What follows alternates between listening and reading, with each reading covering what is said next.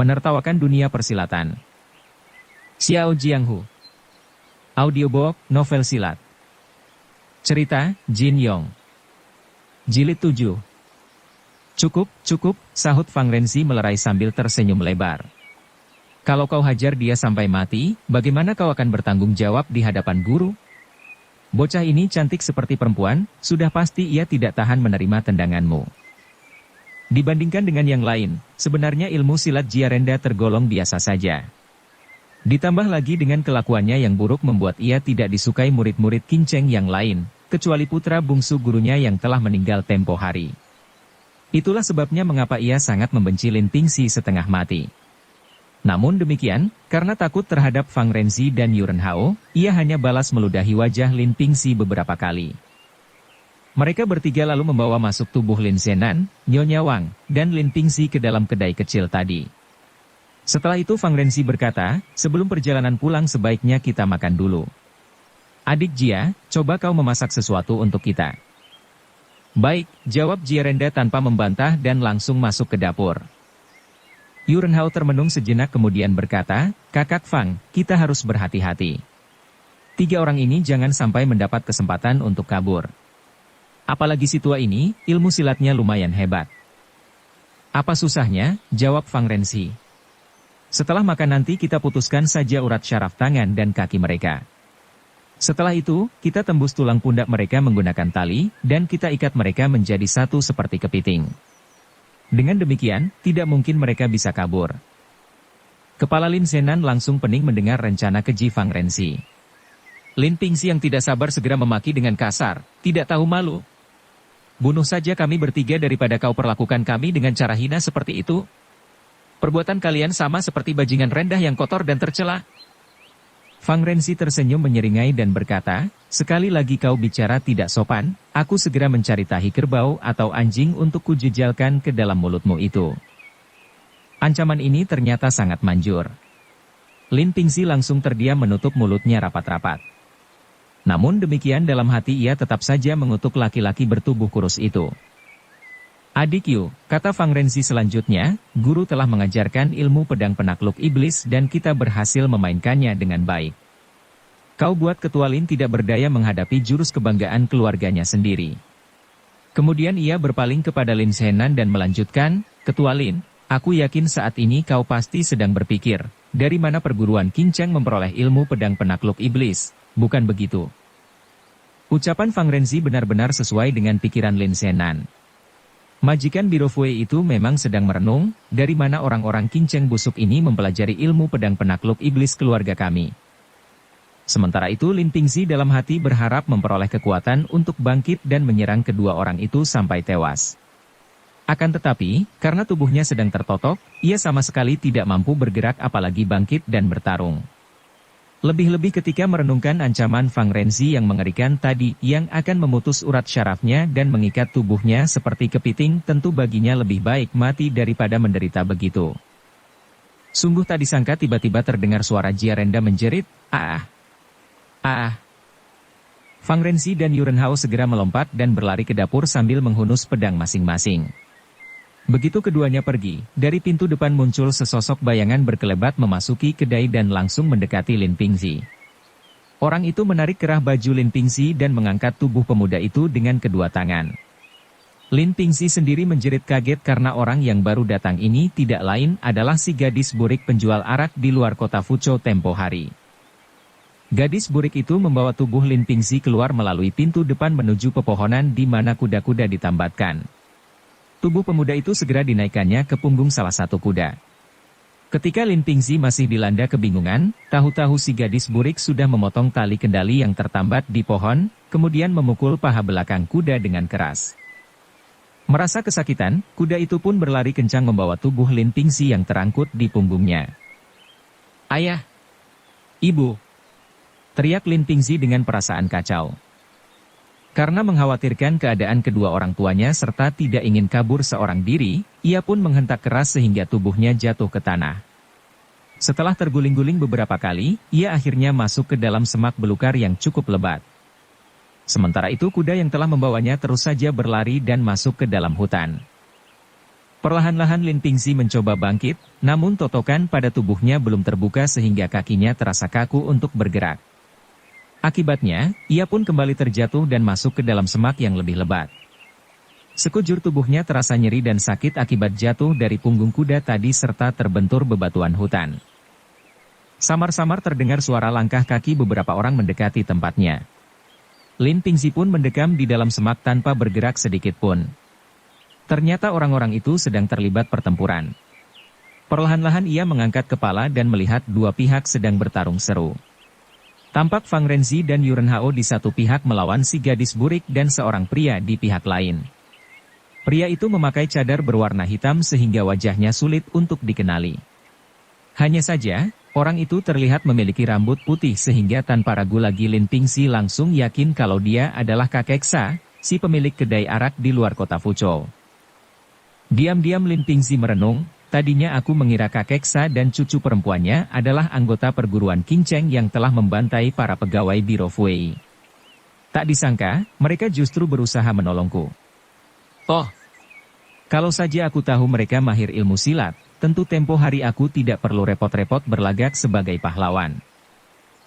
Kini semuanya sudah terlambat dan malapetaka sudah terjadi. Sesaat kemudian ia kembali berpikir, sebenarnya ini adalah kesempatanku untuk menolong ayah dan ibu. Tapi sayang, tubuhku tertotok sehingga tidak bisa bergerak sama sekali. Di tengah pertarungan itu terdengar Fang Renzi berteriak, "Siapa kau sebenarnya? Kenapa kau bisa memainkan ilmu pedang Qing Cheng milik kami?" Kakek Sa tidak menjawab. Ia hanya mengayunkan pedangnya terus-menerus. Serangan yang ia lancarkan memang menggunakan ilmu pedang perguruan Qing Cheng. Fang Renzi melompat mundur setelah pedang di tangannya terlempar ke udara. Melihat kakak seperguruannya terdesak, Yuren Hao meninggalkan si gadis burik dan bergerak melindungi Fang Renzi. Namun, kakek Sa dengan cepat dapat menangkis semua serangan pemuda bertubuh gagah itu. Kau, seru Yuren Hao tertahan.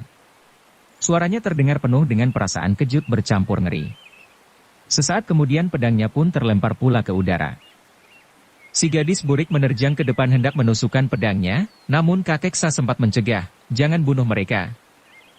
Tapi mereka sangat kejam dan banyak membantai orang, jawab si gadis burik. "Mari kita pergi," sahut kakek Sa.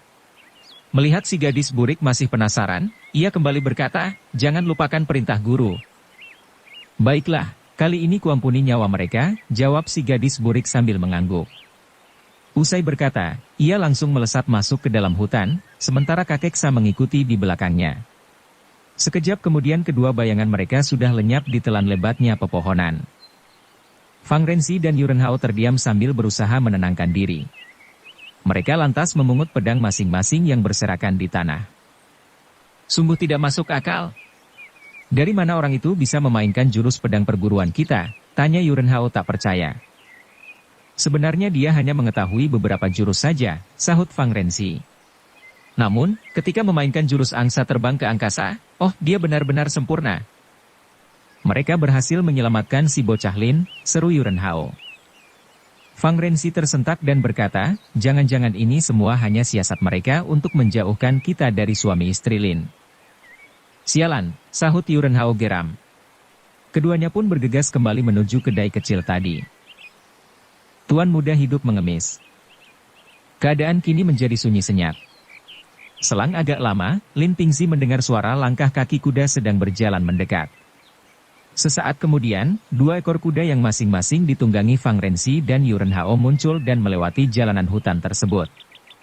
Lin Zenan dan Nyonya Wang tampak berjalan di belakang dengan tangan terikat pada pelana. Hampir saja Lin Pingxi berteriak memanggil ayah dan ibunya itu namun berhasil menahan diri. Ia sadar, sedikit saja menimbulkan suara tentu akan segera tertangkap dan kehilangan kesempatan membebaskan kedua orang tuanya. Di belakang Lin Zenan dan istrinya terdapat seorang pria berjalan terpincang-pincang. Ia tidak lain adalah Jarenda. Darah terlihat membasahi pembalut warna putih yang membungkus kepalanya. Rupanya sewaktu berada di dapur tadi ia telah dipukul seseorang sehingga Fang Renzi dan Yuren Hao bergegas mendatanginya.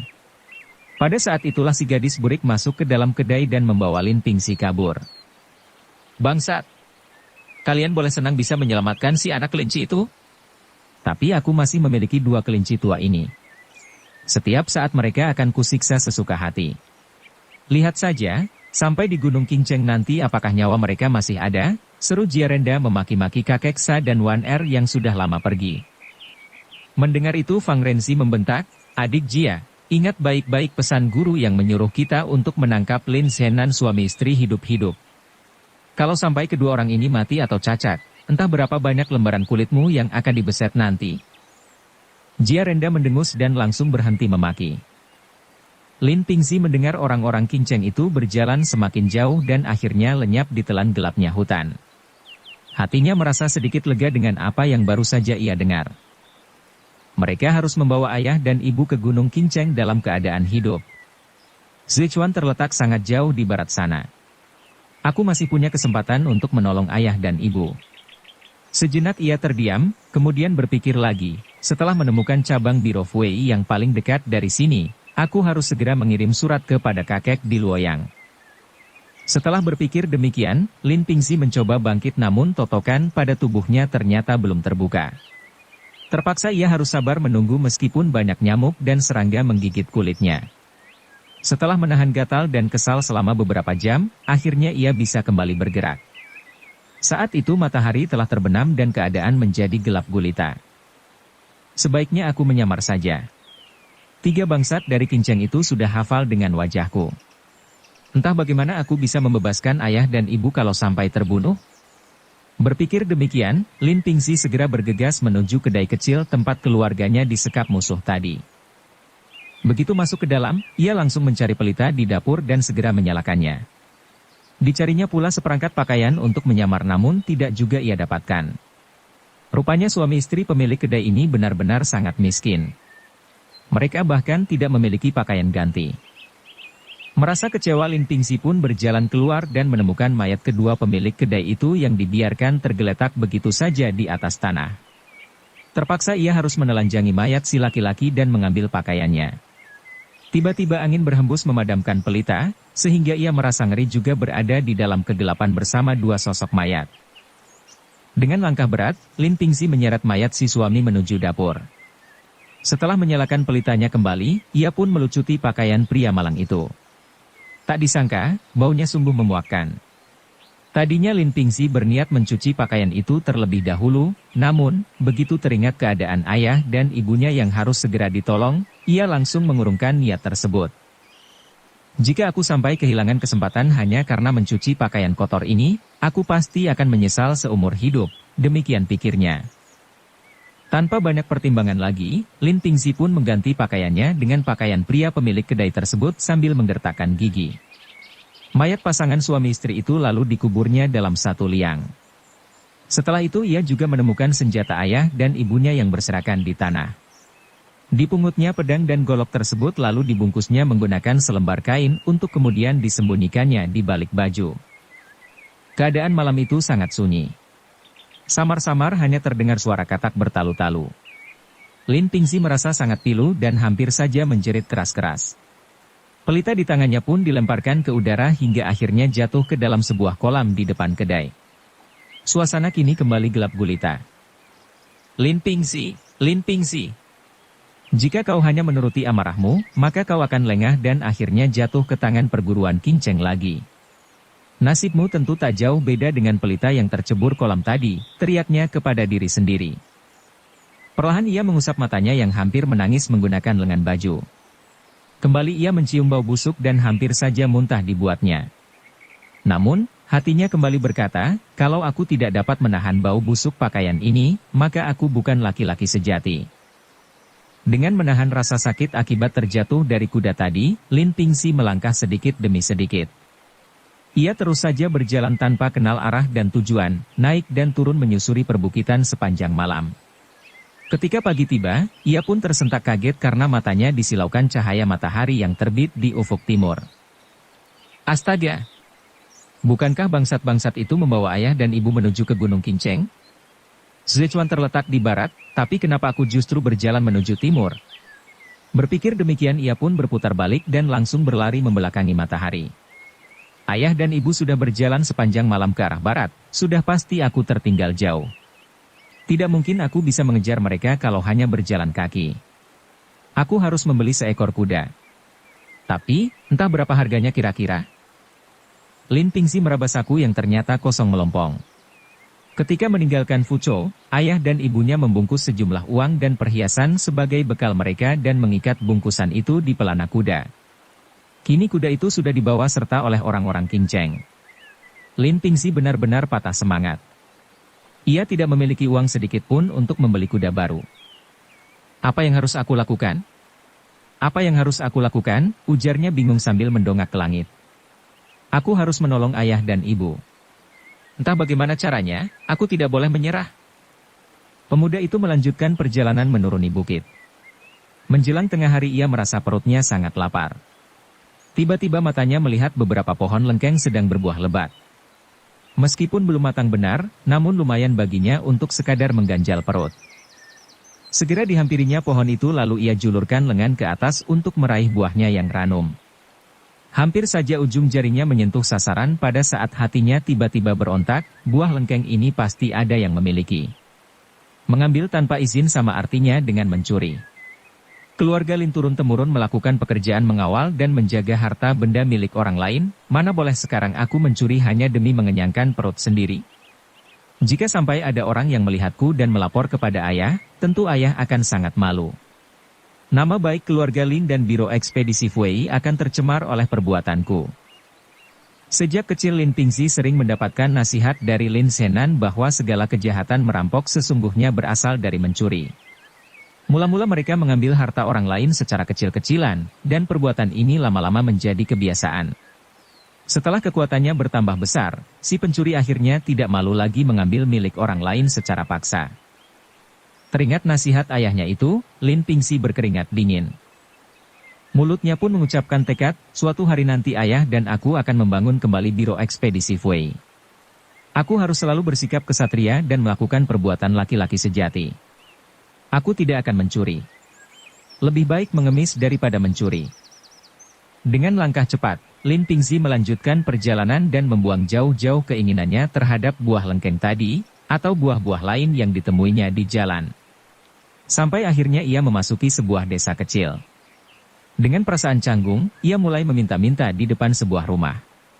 Selama ini ia selalu hidup berkecukupan dan dilayani para pembantu keluarganya, tentu sungguh aneh rasanya kalau sekarang harus mengisi perut dengan cara mengemis. Meskipun hanya mengucapkan 1-2 patah kata, seketika wajahnya langsung merah dan kepala pun tertunduk malu. Istri si pemilik rumah muncul dengan wajah bengis. Rupanya ia baru saja dimarahi dan dipukul oleh suaminya yang seorang petani. Begitu melihat ada pengemis muda datang ke rumahnya, wanita itu langsung melampiaskan amarahnya habis-habisan. "Dasar kau maling kecil," bentaknya sambil mengacungkan sebatang sapu. "Pasti kau yang telah mencuri ayam-ayamku. Kau sudah sering mencuri di sini dan kini berani datang lagi. Gara-gara ulahmu suamiku marah dan memukuli tubuhku. Sekalipun aku mempunyai nasi basi, juga tidak akan kuberikan kepada maling sialan sepertimu." Wanita itu mencaci maki Lin Pingxi sambil terus mendesak maju. Lin Pingxi yang merasa serba salah melangkah mundur sedikit demi sedikit. Wanita itu semakin kesal dan memukulkan sapunya ke wajah Lin Pingxi. Pemuda itu menjadi gusar. Sambil mengelak ia berusaha membalas dengan sebuah pukulan. Akan tetapi hatinya lantas berbisik, sungguh memalukan. Aku berusaha memukul wanita desa ini hanya karena tidak diberi makan. Karena berusaha membatalkan pukulannya secara tiba-tiba, ditambah lagi dengan perutnya yang semakin lapar, Lin Pingxi pun kehilangan keseimbangan. Ia akhirnya terpeleset dan jatuh tertelungkup dengan wajah menimpa kotoran kerbau. Tanpa ampun, sapu wanita itu pun mendarat pula berkali-kali di atas kepalanya. Melihat keadaan Lin Pingxi yang konyol, wanita itu tertawa geli dan berkata, "Hahaha. Dasar maling busuk. Kau pantas mendapatkan ini semua." Usai berkata ia meludahi punggung pemuda itu dan kemudian masuk kembali ke dalam rumah. Lin Pingxi sangat gusar tak terkatakan. Dengan susah payah ia mencoba bangkit meskipun kembali jatuh berkali-kali.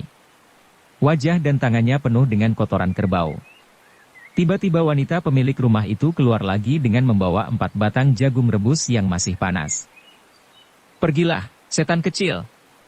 Bawa ini untukmu," katanya sambil menyodorkan jagung itu ke tangan Lin Pingxi. Kau ini sebenarnya tampan, bahkan lebih cantik daripada menantu perempuanku. Tapi kau malas bekerja dan menjadi pengemis. Dasar tak berguna. Lin Pingzi semakin gusar. Hampir saja ia membanting jagung-jagung itu ke tanah. Tampak si wanita tertawa dan berkata, bagus sekali. Silakan kau buang saja jagung-jagung ini. Buang saja kalau kau memang tidak takut mati kelaparan. Dalam hati Lin Pingzi menyadari kesalahannya, demi menyelamatkan ayah dan ibu, demi membangun kembali kejayaan Biro Ekspedisi Fui, aku harus kuat menahan segala penghinaan. Mulai hari ini aku harus tegar, tak peduli betapa berat penghinaan yang aku terima. Aku hanya perlu menggertakkan gigi dan menerima semuanya. Hanya dihina seorang istri petani rasanya bukan masalah besar. Usai berpikir demikian ia pun berkata, terima kasih banyak, tanpa menunggu jawaban, ia segera menggerogoti jagung-jagung tersebut dengan lahap. Karena sangat lapar, keempat jagung rebus itu sudah habis dalam waktu singkat. Si wanita desa tersenyum dan berkata, aku tahu kau tidak akan membuang jagung-jagung ini. Ia lantas masuk kembali ke dalam rumah sambil menggumam, bocah ini terlalu lapar. Sepertinya memang bukan dia yang telah mencuri ayam-ayamku. Andai saja suamiku memiliki kesabaran seperti dia, tentu hidupku akan jauh lebih baik. Lin Pingzi pun melanjutkan perjalanan dengan semangat baru. Di sepanjang jalan ia mengisi perut dengan cara mengemis atau kadang memakan buah-buahan liar di hutan. Untungnya saat itu Provinsi Fujian sedang mengalami kemakmuran. Panen melimpah ruah sehingga banyak penduduk yang kelebihan bahan pangan. Lagi pula, meskipun Lin Pingzi memoles mukanya dengan lumpur dan kotoran tetap saja tutur bahasanya lembut dan sopan sehingga banyak orang yang senang memberinya sedekah. Sambil mengemis, pemuda itu juga berusaha mencari informasi tentang keberadaan ayah dan ibunya, meskipun sampai saat ini hasilnya tetap saja nihil. 8 hari kemudian sampailah ia di Provinsi Jiangxi. Ia kemudian bertanya di mana letak ibu kota daerah itu yang bernama Nancang. Ia berpikir di sana pasti terdapat kantor cabang Biro Ekspedisi Fui yang dapat memberinya informasi, atau sekadar uang untuk membeli kuda. Begitu memasuki kota Nancang, ia langsung bertanya di mana alamat Biro Ekspedisi Fui cabang Jiangxi. Seorang laki-laki menjawab, untuk apa kau bertanya soal Biro Fui? Perusahaan itu sudah habis terbakar dan rata dengan tanah. Bahkan, tidak sedikit rumah tetangga ikut dimakan api. Lin Pingzi mengeluh dalam hati. Ia pun mendatangi kantor cabang perusahaan keluarganya itu dan melihat dengan mata kepala sendiri betapa yang tersisa di sana hanya tinggal puing-puing reruntuhan saja. Cukup lama ia berdiri mematung sambil menggerutu dalam hati, ini pasti perbuatan orang-orang Kinceng pula. Aku tidak mau mati dulu sebelum bisa membalas sakit hati ini. Tanpa menunggu lebih lama, ia pun melanjutkan perjalanan ke arah barat. Beberapa hari kemudian sampailah ia di Changsha, ibu kota Provinsi Hunan. Setelah bertanya kepada penduduk di sana, ternyata kantor Biro Ekspedisi Fui di kota ini masih berdiri tegak dan tidak mengalami kebakaran. Seketika perasaannya lega dan ia pun bergegas menuju ke sana dengan langkah lebar. Lin Pingzi akhirnya menemukan di mana letak kantor cabang perusahaan keluarganya itu berada. Meskipun tidak semegah gedung pusat di kota Fuzhou, kantor cabang di kota Changsha ini terhitung lumayan besar. Tampak pintu utama gedung juga bercat warna merah, dengan dihiasi 2 patung singa jantan di kanan kiri gerbang. Perlahan-lahan Lin Pingzi mengintip ke dalam, namun keadaan tampak sangat sepi. Untuk melangkah masuk ke dalam gedung ia merasa ragu-ragu karena keadaannya sangat kotor dan dekil, jangan-jangan para pegawai di situ tidak mengenalinya pula.